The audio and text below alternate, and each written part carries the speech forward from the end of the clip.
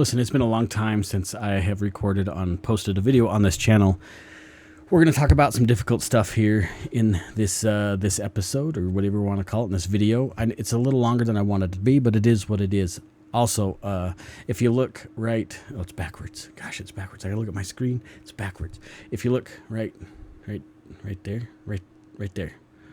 So that's the logo for this channel. I have a Second Amendment podcast that I also do with hundreds of episodes, and I recorded the rest of this video accidentally under that profile. So if it changes, you're gonna know why. If you're into 2A content, well, then you know where to go to get some great 2A content by a fellow member of the Church of Jesus Christ of Latter-day Saints.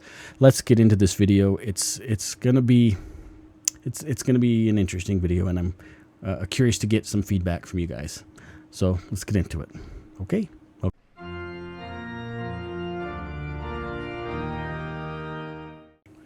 Look, I know it's been a long time since I posted a video on this channel, but I felt it kind of poignant. Poignant? Is that?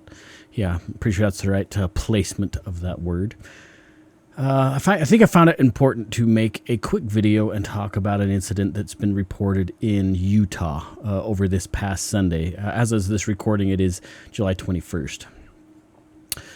So let's just keep going. I have a way of falling into tangents. So in this reported story this past Sunday, allegedly an individual, and we don't know exactly the location of this church building, what city. We don't know any names. It's very speculative at the moment, but it sounds like it did indeed happen. An individual came into a church building, a ward building, with a firearm and sat down in the foyer, just in one of those lovely foyer couches, and just sat there with a gun. I think it was reported that the gun was on the couch next to him, and he had his hand on the firearm. It was a revolver. Obviously, this caused some concern in the ward building, and people were evacuated. Let me tell you the channel that I saw this on. I think it's important that I share this channel that this was reported on. It is called Send Me Saints, and I'll try and remember to link that down in the description. Great channel if you guys want to follow him. Totally cool. In fact, I just watched another update video that he posted sometime today on the 21st of July. So, my thoughts about this. Now, let me go back to where I was going to go before I remembered I got to finish the story. I'm a full tithe payer. I'm a temple recommend holder. I've served in bishoprics. I've served in lots of different callings in the church. I'm worthy to go to the temple. I take the sacrament every Sunday. I do my best to keep the covenants that I made to my Father in heaven. So, that being said, if you know anything about my background, which I've talked about this before, is I'm a firearms instructor. I'm very Second Amendment oriented. I love our liberties. I love our freedoms. I know that may rub people the wrong way. That's fine. I get it. I've taught hundreds and hundreds of people how to safely use firearms. From 3-year-old kids, my own kids at 3 or 4 years old. I've taught children's classes as young as 6 years old. And I've taught concealed carry classes to individuals. I think the gal was like 89 years old that was in the class. That was a little rough, but we got through it. I guess what I'm trying to say is I have some credibility when it comes to the firearms space. I host a Second Amendment podcast. I have 320 episodes into that podcast. I've ran shooting ranges before. I have run retail space before. I have an idea when it comes to the Second Amendment in the United States. Okay? Obviously, the Second Amendment doesn't exist outside the United States. Now, when we have to be careful when we view the lens of firearms, obviously, in LDS chapels. I have my own consternations about the church's perspective on individuals carrying inside the church. I loosely understand their point of setting these guidelines, and I personally do not like them. I've been very vocal about that, and I make no qualms about it. The incidents like this, what is being reported in Salt Lake, these are not isolated incidents. These happen far more than what people realize. Not just in our church, but in churches all over the country. Stuff like this happens every Sunday. And it's unfortunate.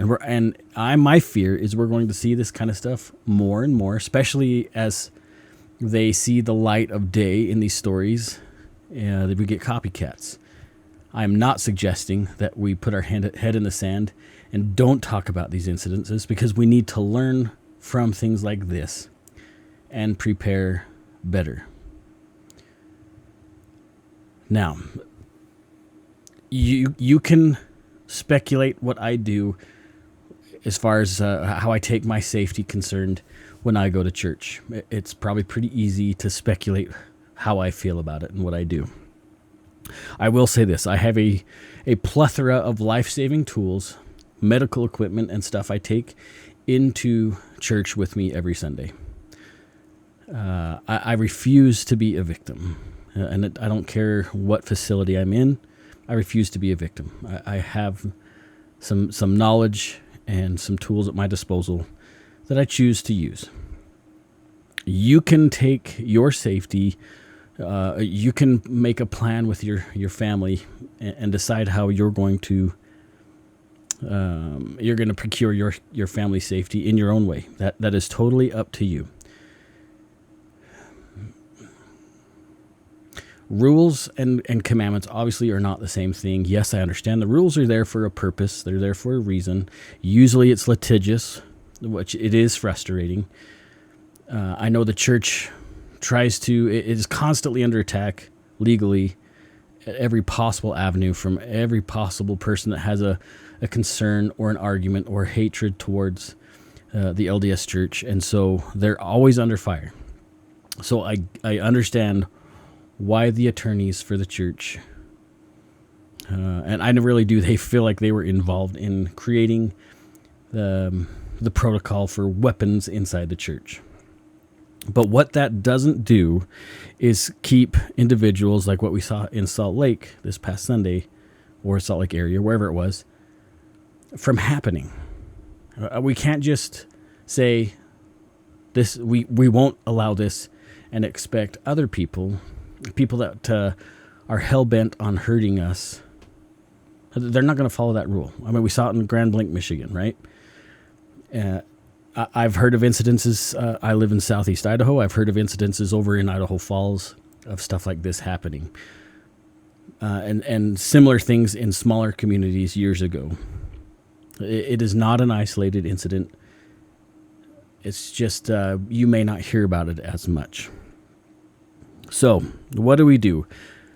Again, it's up to you on how you feel you can navigate the church's policy and keep your family safe. I highly recommend, if you have any sort of calling in your ward that has some sort of, every calling is important, but if you're in elders quorum, if you're in Relief Society, whatever, Sunday school, if you're in a bishopric, I highly recommend looking on how you can create a safety plan for your ward. If I could get the ear of the church, I would suggest creating at some stake level a calling for building security or building safety, whatever you want to call it. And from that stake level, they handpick individuals in each ward, and there is some kind of a protocol that they can follow. And this is far more complicated than what people think. Far more complicated. You can't just write a policy and expect everybody to follow it. Yeah, that's not how it works. There's training. There is so much you have to do in order to make a safety protocol effective at the ward level and at a stake level. And I can imagine at a church level, church-wide, it's extremely difficult because we're all over the world. And that's why I feel the weapons policy is written the way it is, because we're a worldwide church, and the church, it's easy for them to just have a blanket statement to cover every ward. every branch, every congregation, and I get that. But again, if I had my druthers, I would suggest the church create some kind of a stake level calling that can and then go down from there. I know there's dudes out there, because being a father, being a dad, especially someone who understands his way around a firearm, it's easy to say, well, there's me and 3 other guys at church that I know carry, so we're safe. That doesn't really work either, I'm sorry to say. There's a lot of incidences like what, especially if you look at Grand Blanc, extremely dynamic, extremely complicated to solve by just saying, I'll carry at church and I'll shoot the bad guy. There is so much more than that. Can you navigate a hallway? Do you know how to clear a room? What do you do on the phone call to 911? How are you going to move as a unit? Where are you going to sit? How are you going to address a situation? What about, are you worried about bullets passing through a bad guy? Or what happens if you miss and accidentally shoot somebody else? There is so much more to think about than what I think most people do. And I'm sure I'm missing a bunch. Okay, that this is a far more complicated issue. Now, in reality, what I think wards could do right now is you could write a safety plan that meet the guidelines of the church. I would suggest, and this would be at the elders quorum level in your ward. But again, there's a complication there, and I'll get to that in a second. At the elders quorum of your ward, you select the bishop and the elders quorum council prayerfully, and with the bishopric's help and the elders quorum presidency's help, and probably with some direction from the stake presidency, you select.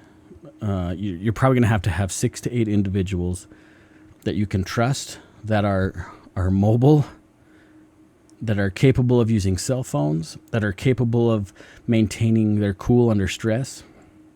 And we're not talking about firearms use. You're not going to use a weapon in this case. Once you find, let's just call them the team, your safety team, once they find that safety team, you're going to have to train them in a lot of different ways. And this is where it gets a little bit more complicated, because you're going to have to teach these individuals how to de-escalate, how to identify threats, how to tell when it's called signaling, I think is what you call it. This escapes my mind. The posturing people make before they make a strike. There's a lot. Communication, understanding, communications etiquette between these individuals, where to station these individuals. You would need somebody in the, at least two brethren in the parking lot, maintaining and setting that outermost perimeter, and being able to identify, hey, this person seems a little weird, and communicating that with the rest of the team. Having at least 2 brethren in your foyer, at the very minimum, 1 on each side of the chapel as they enter into your chapel, if your chapel has 2 doors. And then you're going to have some roamers in the hallway. I would suggest limiting access to the building as much as possible. And what I mean by that, there should only be 2 usable doors. We're at a pretty modern chapel in our, and this is all based on your building. You want to limit the access to the entries into your foyers if possible. I don't know how all churches want. I served a mission in Australia. There's some of these church buildings that totally different. Like you get into these extremely rural areas where the church is young. They're not a standardized church building, right? You have to create some kind of a plan to accommodate your structure. But you need to limit access, and you need to have your security perimeter as large as the parking lot. If you have a member of your ward or stake that is an officer, have them park their patrol vehicle outside of the building in the parking lot, extremely visible, where people can see it right up front as they pull into the parking lot. That in itself could be a huge deterrent. If you don't have a member of the church in your ward that's an officer, contact your sheriff's office. They might be able to work something out where they can just park a patrol vehicle there, and that would be a huge deterrent. A huge deterrent. When it comes to training, you would want to be able to train your guys in de-escalation, like I said, identifying threats, and you probably need to talk about medical training, like serious medical training. At the bare minimum, stop the bleed classes. And I don't know what they're like in your areas or your country. If you have something like a stop the bleed class, if you could take a severe, like an actual trauma class, a TCCC class, even better. Those are expensive, but the knowledge is so usable and relevant anywhere. You can use that information or that knowledge anywhere. It's complicated, it's difficult, and I get it. Now, another thing, if I don't understand this, I've reached out to my bishop and my stake president about this, and this has nothing to do with violence in the building, but about life-saving in the building, is why do we not have AEDs in our church buildings? Why do we not? They're so easy to use. The modern ones are so easy to use. They tell you where to place the nodes. They tell you how to do everything step by step. It's impossible to screw it up. Why do we not have these in our buildings? Maybe I would suggest talking to your bishop and your stake president about having something like that in your building. There are no, at least in my building, and every building I've gone to, I've never seen an actual trauma kit or an AED within the building. That should be standard. Another thing is, why do we not have bollards or rocks or stuff in the perimeter of our building? I know they're unsightly, but it would have, it might have stopped Grand Blanc, honestly, Grand Blanc. A bollard is a big steel pole, like an 8-inch steel pipe in the ground with concrete. But you could do the same thing with decorative boulders throughout around the church. Total side note, I get that. That's the church building department. Okay, that's where I was going to go to next. I'm trying to keep this as short and concise as possible, so I'm rambling really fast. The next thing I want you to do, or I would suggest, strike that from the record. The next thing you really have to consider is after the altercation. Let's say you decided that you were going to take a firearm to church, and something happens, and it's the best case scenario. You stop the threat with a bullet. That individual is stopped. I'm not going to say that you shot that person dead, because that's not always the case. You shoot to stop the threat. You don't shoot to kill a bad guy. You shoot to stop a bad guy. The huge difference there, huge difference. And you did everything cookie cutter textbook. What's next? Well, this gets very expensive. You will go to jail. You will be investigated, and you are going to go to court. Either the state will make a case against you, or the family is going to make a case against you, and you will go to court. And you can't just say, trust the system. I'd rather be judged by 12 than carried by 6. That is one of the most ignorant comments you could ever make. You do not know who is going to be in that jury box. You have no clue. And I know families that have been destroyed. Not destroyed, but definitely turned on their heads, because he did the right thing. He stopped the threat in self-defense, but he lost his court case, and now he's in prison. And that happens far more than you might realize. The good guy goes to jail for a long time. It's very expensive. It's devastating to the family in so many ways. If you're in the United States, you lose a lot of your rights.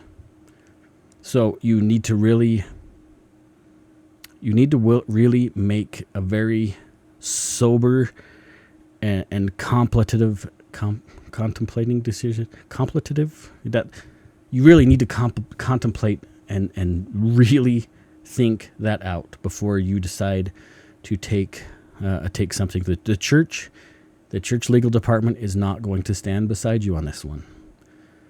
They won't, because they'll say, hey, this is our policy and you didn't follow our policy. So they're not going to legally support you in this instance. You're on your own.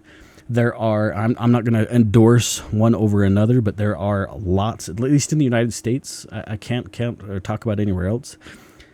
But in almost every state in the United States, there are companies out there that they'll call it insurance, but it's really not. It's like you have an attorney on a retainer, and they can help take your case. There are some products out there that are better than others, but I'm not going to tell you which one you have to pick. You have to decide for yourself. Those you can pay by the month, you can pay by the year. Some of them have better benefits than others. You have to look into those. I'm not going to suggest one over another because I don't know your circumstance.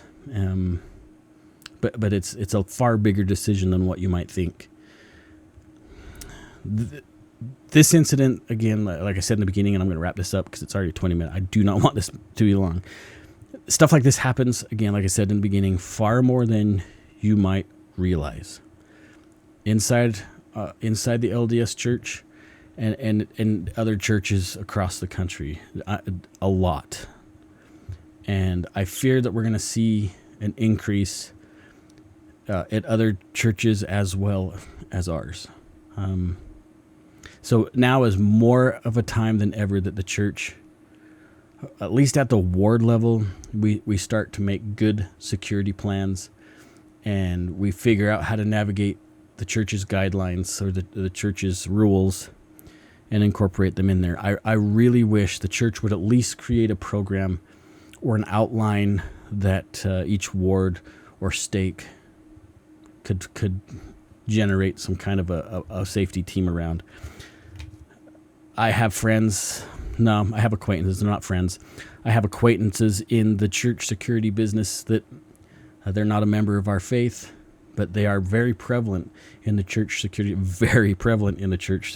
world, that have reached out to, I don't know if they've reached out to the 12, but they've definitely reached to the church security team and got nothing in response, which is kind of sad because this individual is very accomplished in law enforcement and church security. Very, very well known in that circle. It's super sad. He's got I won't relate. Well, maybe I should. It's a Christian warrior training out of Caldwell, Boise, somewhere there. Great video, great content, super cool guy. I've tried to get him on my two-way podcast. He chooses not to. That's okay. It's not a big deal. I would lead you to his content.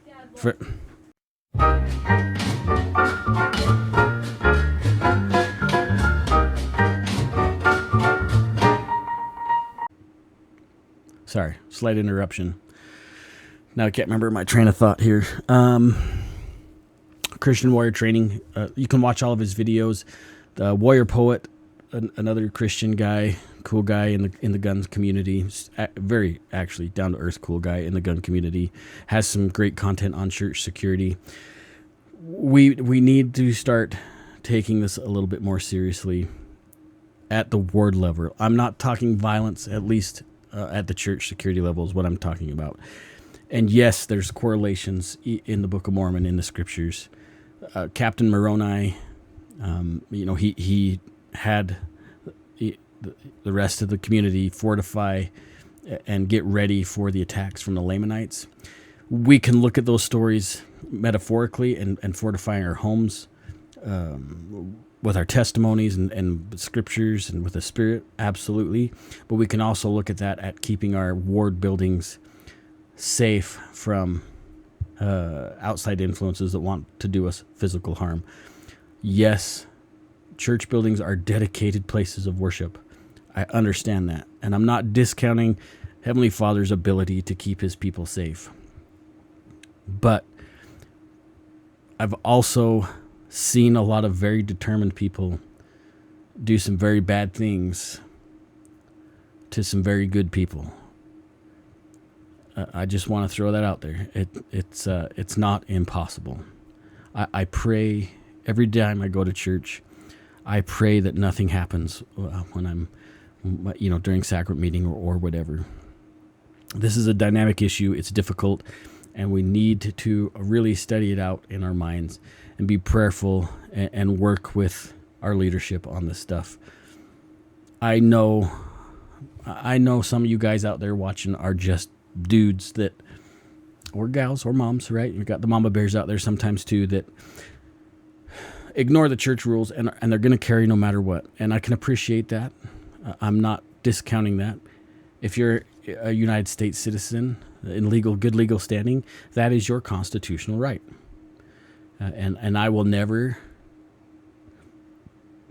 tell you that your rights are compromised when you go into any building. The government might tell you that, but I would never tell you that. And I don't think Heavenly Father wants to take away our liberties in the same way. I don't think He wants to limit our ability to keep our family safe. As men, as fathers, you should want to keep your family or your ward family safe. That should be something that you want to do, that you feel a duty to do. Look at the proclamation to the family. A father's duty is to preside, provide, and protect. And that isn't just in your home, but that also is important in your ward family. The people that you minister to, the people that you interact with at church, that is your ward family. And we also need to be willing to protect those in our ward family. But that's something you got to consider. Hopefully, if this created more questions, if you have some concerns, please put them in the comments. I doubt this video is going to get very far, but please put any questions you have in the comments section. If you want to talk about how you carry at church, that's up to you. I'm not going to judge you. If you don't, I'm not going to judge you. If you're anti-weapon, great. I'm not going to judge you. You have the prerogative to have that decision. That's totally up to you. I'll just say this, but as for me and my family, I choose to do and made a commitment to my family to do the best I can to keep them safe in every situation possible. And I will do that. That's a choice I've made. So be that as it may, it's up to you. Is it disobedient? Does that make me a rebel? It might. But until I have to have that discussion with my priesthood leadership, that's the way it's going to be. I think they probably already know where I stand on a lot of this stuff. I have a sneaking hunch they already know. When I was in a bishopric, we knew who was carrying and who wasn't carrying. They didn't tell us. I've been in the industry a long time, and I know things to look for and how things look, how people carry themselves, and I can see confidence. So I'll just put it that way, and that's good enough. Let me know what you think about this. If you have any questions or concerns, or tell me something that your ward has done or your stake is doing to keep our congregants safe in your neck of the woods. I'd be curious to hear. This is a great forum to figure this out and communicate with and navigate the space with. It's super important. We're going to see this in more frequency. The church does its best to not let this information get out when stuff like this happens, which I think they could do better with. I think we could all learn from instances like this. But I'm going to leave it there. That's has nothing to do with the 12. I have a testimony that the prophet is the prophet of God. I love President Oaks. He's one of the coolest people that I can think of. I think he's the right prophet for the right time because of his background. I have a testimony of the gospel of Jesus Christ. I know that the Savior died for our sins, that he suffered in the Garden of Gethsemane, that he died and was resurrected, and because of his resurrection, all of us have that same opportunity and same blessing. I know the covenants that we make bind us to our Father in heaven, and those covenants last for eternity. And I'm grateful that through the atonement, we can not only renew those covenants, but remember those covenants, and they can help us stay clean. I know the Book of Mormon is the Word of God, and I know Joseph Smith was and is a prophet of God. I know that he translated through the power of God the Book of Mormon.